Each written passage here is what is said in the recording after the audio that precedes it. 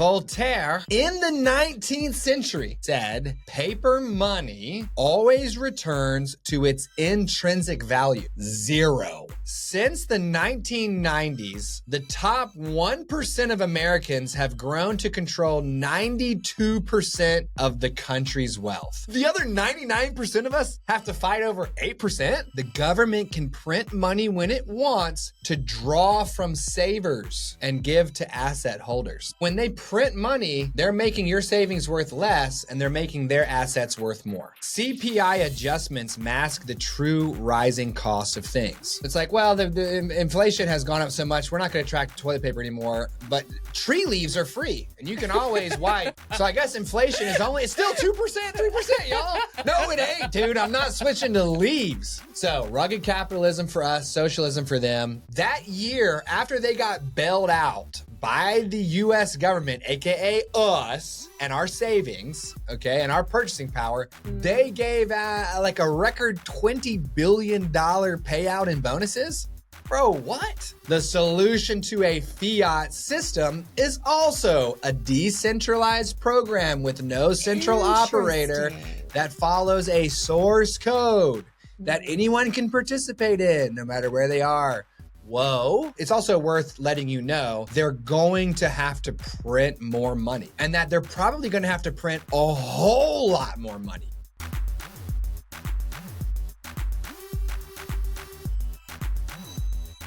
Welcome to another episode of Sat Chat's Short Stacks. I'm your host, Anna Bevan. And I'm your co-host, Stewart. Today, I will be reviewing The Big Print by Lawrence Lepard.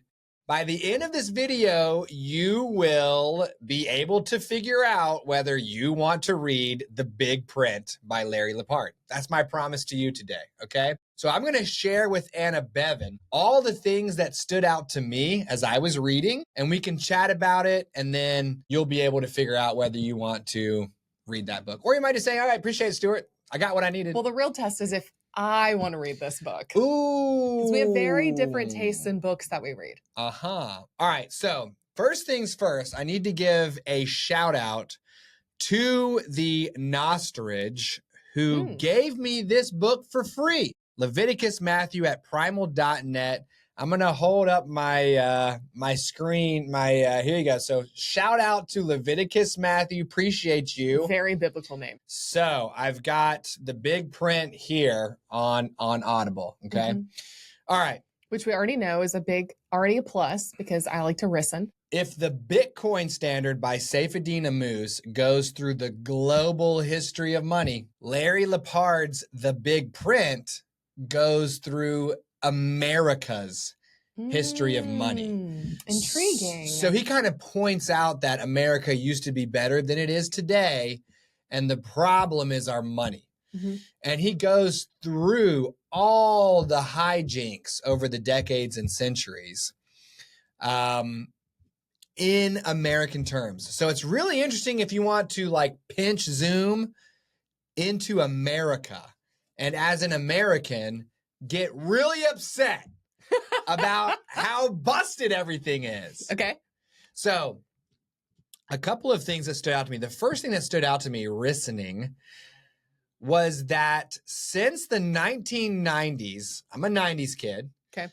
The top 1% of Americans have grown to control 92% of the country's wealth, which is an increase of 10x. So when I was a kid, the top 1% of Americans ostensibly held 9.2% of the country's wealth. Now that it's 2025, 30 years later, the top 1% have 92%. Yeah. 92%? What? I'm feeling the fire within. Carry on. The other 99% of us have to fight over 8%? All right. I feel so hopeless. Oh gosh, I was like, oh, where you go?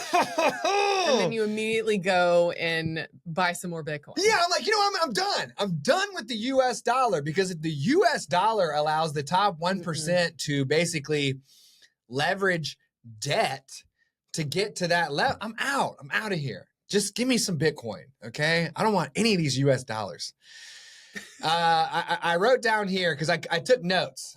Everybody. Okay, I got my Google Keep note This here. is very exciting. All right, so check it. See, proof of work here, okay? Yeah. Y'all like, oh, did you do Chappie? I didn't do Chappie. I listened. I took notes. All right, next thing that stood out to me, the government can print money when it wants. Yes. And we all knew that. Yep. The government can print money when it wants. So it's nothing new. Not the mystery. But Larry framed it up in an interesting way for me here. Something clicked. Okay. The government can print money when it wants to draw from savers and give to asset holders. Okay, so this is sort of reminded me a little bit of Sky's episode and how he talked about how savers are not rewarded for doing the thing they think they're supposed to do. Correct. Which is also something that you've talked about with your dad. Yes. You don't get rewarded for savings. No. You get rewarded for assets.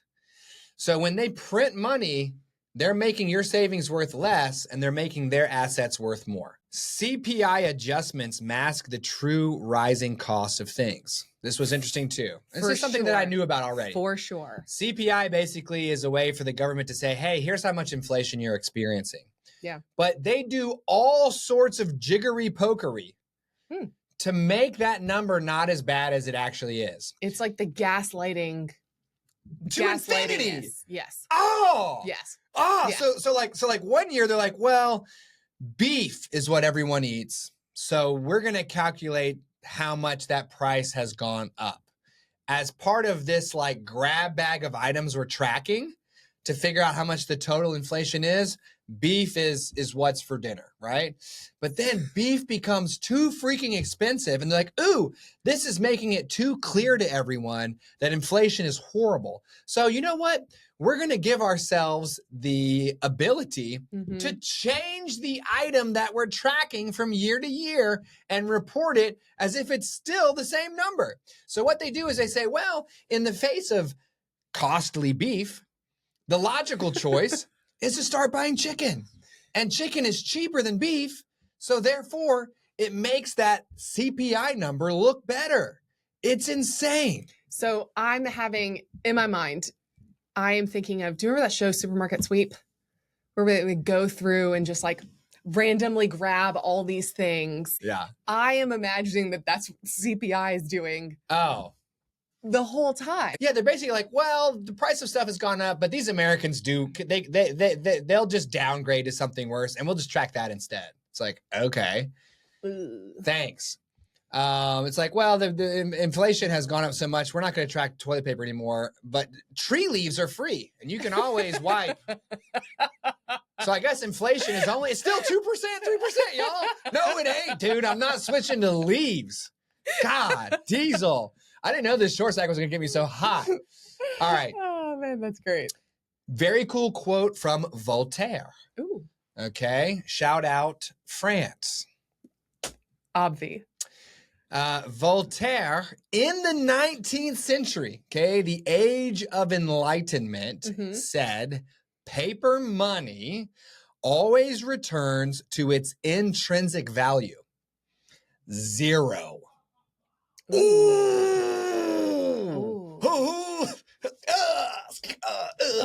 This is like,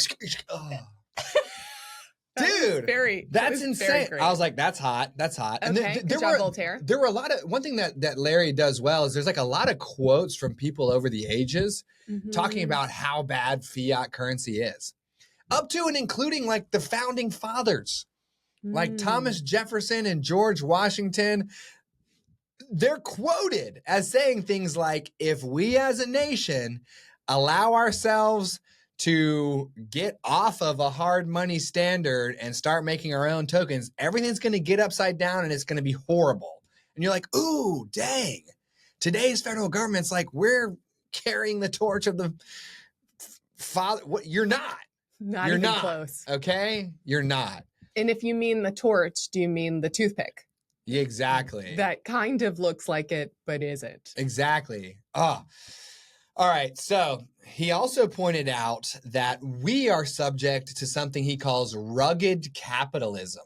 The economy that the everyday person operates in does not bail you out if you get upside down. Correct. You're going into that economic exchange accepting responsibility for the win or the loss. Yeah. However, the financial elites, which would include, in Larry's book, people who are super rich and the banks, get to enjoy socialism. So it's rugged capitalism for us, it's socialism for them. When the very rich and the bankers take risks, they get to keep all of their profits. Yeah. When the rich and the bankers take risks, they get to socialize their losses out to each one of us through the form of bailouts and different programs that prop them up thanks to the government printing money. It's making me so spicy. God, it's Diesel. so spicy. If an organization makes a catastrophic choice for themselves, they should experience the catastrophe. Yeah. And in the 2008 financial crisis, which he covers a lot in this book, sure, these bankers just did the most insane things. And okay. Didn't they also get bonuses? That year, after they got bailed out by the U.S. government, aka us and our savings, okay, and our purchasing power, they gave like a record $20 billion payout in bonuses.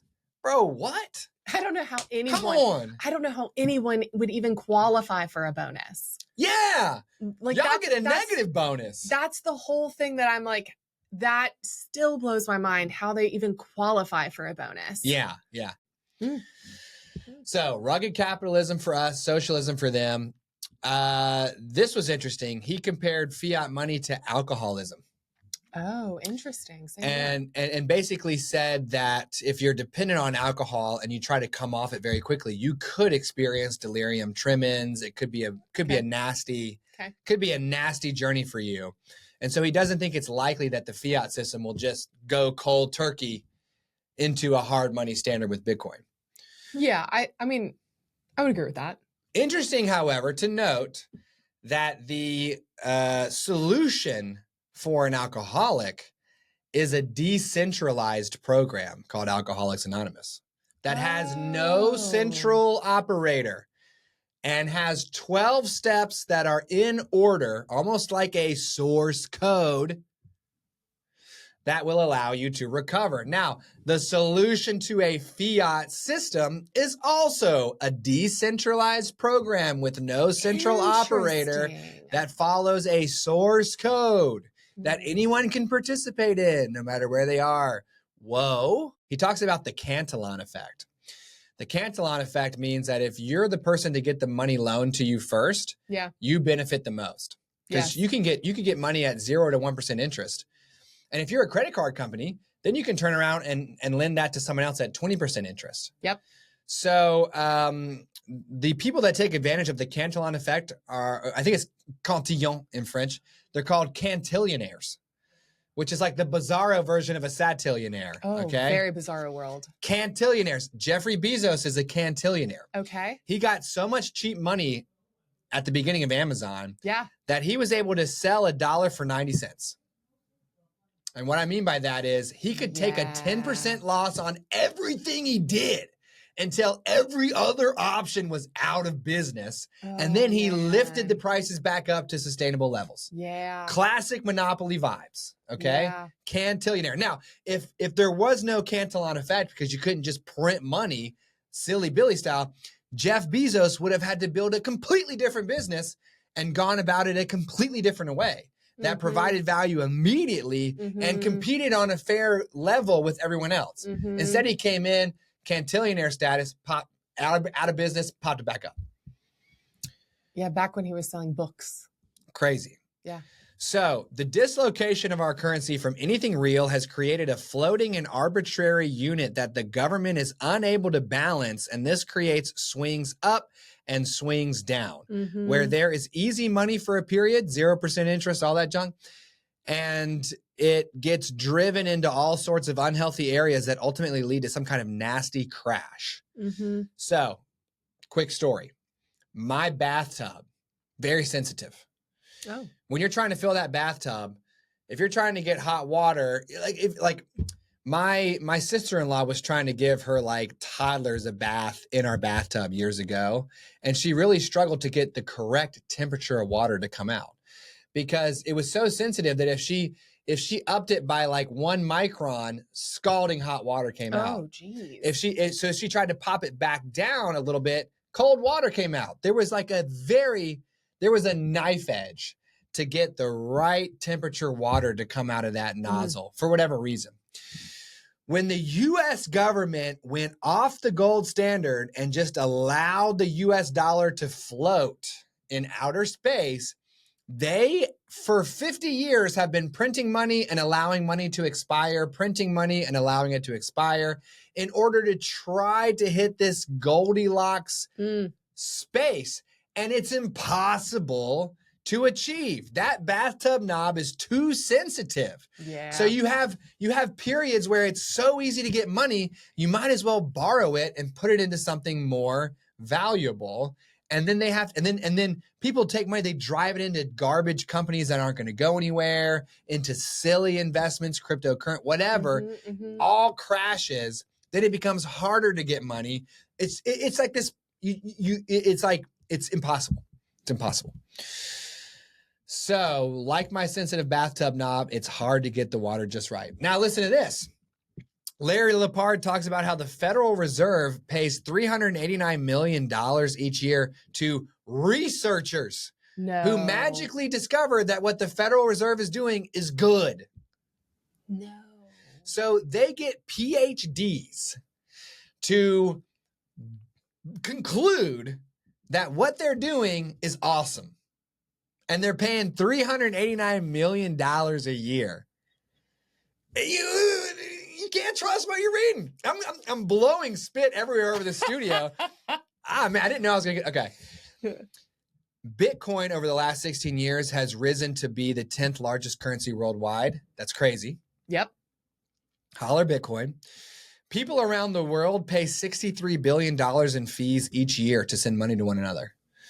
Ooh. So if you're from that's a good one. Yeah, if you're from Guatemala and you send someone up to the U.S. to make more money than you can in Guatemala and you send that money back to them to support them, globally, there's a $63 billion loss to the individual human that gets sucked up and vacuumed up by Western Union and other money transmitting services. Yeah. So if the people using Bitcoin as a global remittance, if they all converted to Bitcoin, they would save $63 billion a year. Think about how much wealthier they would become. He does do a bit of a random digression into becoming a CrossFitter. So watch out for that. He talks about being old and overweight and finding CrossFit. But ultimately, he was trying to tie in his physical health journey to the fact that Bitcoin changes you. Sure. And it completely reformulates everything. So, 2 last things I'll share here. Number 1, if we were to go back onto a gold standard as a country, and right now gold is valued at like $3,500 an ounce. In order for that gold to cover all of the money that we have printed, gold would need to be priced at $77,000. Not $3,500, I think, an ounce. $77,000! What? That's wild. We've gone so far past our gold reserves that it would need to go 20x just to cover how much money there is. Insane. For the audiobook itself, it's narrated by this guy, Walker. I think his name is Walker America. Do we like his narration voice? Oh, he has a nice, deep guy voice. And I think Jeff Booth recommended him as his number 2 guy to come on the show. Oh, but great. one thing that he does is when he's quoting like someone that he wants, that like clearly Larry Lepard wants you to like his voice is like this. And then he's like, and then Thomas Jefferson said, "We cannot stand the," and like, he like, but then when it's someone that he doesn't want you to like, it'll be like, and then Christine Lagarde said, "We will continue to print it." And I'm like, dude, whoa, He's going a little heavy. I love that. My one piece of feedback is that Walker went a little heavy on the like hero voice and the gremlin voice. You know what I mean? It's like, you can just read it to me normal. You got a little too Smeagol. You can just read it to me normal because I know whether the quote is reflects poorly on that individual or not. I can make that decision. Determination yourself. It's also worth letting you know that Larry's entire thesis is that they're going to have to print more money and that they're probably going to have to print a whole lot more money and that it could potentially be catastrophic. Personally, I think it won't be catastrophic. It'll probably just make your money worthless. It won't be like a catechism, like America's not going to break apart. Making your money worthless is kind of catastrophic. Yeah, but like it's like to the level of now we have like principalities in the former American territories. Oh, okay. You know what I mean? Like the city state of Raleigh has like economic ties with the city state of Philadelphia. It's like that framework collapses. Okay. I don't think it's going to get to that level, but the point is if you can see over hundreds of years that they've printed money to fix everything, right? What do you think they're going to do next? It's going to, and so he like foresees this big print. That's why the book's called The Big Print. The Big Print. Oh. So you need to get into Bitcoin and you can get into gold. He's not a gold hater. He was a gold bug. So you need to get into Bitcoin and gold. So anyways, let's stop there. Do you think you're going to read this book or honestly, do you feel like you've gotten enough out of my review that you're like, all right, I got it? I think that your review was great. Very helpful. I do feel like I would probably go the first half. Yeah. Because I think that's the part that I am most interested in. That's what I got for you. I'll let you close it out. Excellent. Thanks for joining us for another episode of Sat Chat's Short Stacks. If you like what you heard, feel free to check out our affiliate link for Amazon where we have this book and a couple of the other books that we talk about. And subscribe. And subscribe, certainly. Yeah. And then what's my 10K subscribers, 2 million sats. Everything else is in the show notes. Sat Chat's Short Stacks is for educational purposes only and cannot be construed as financial advice. See you on the next one. Read the book. Come on my show, Larry. Bye.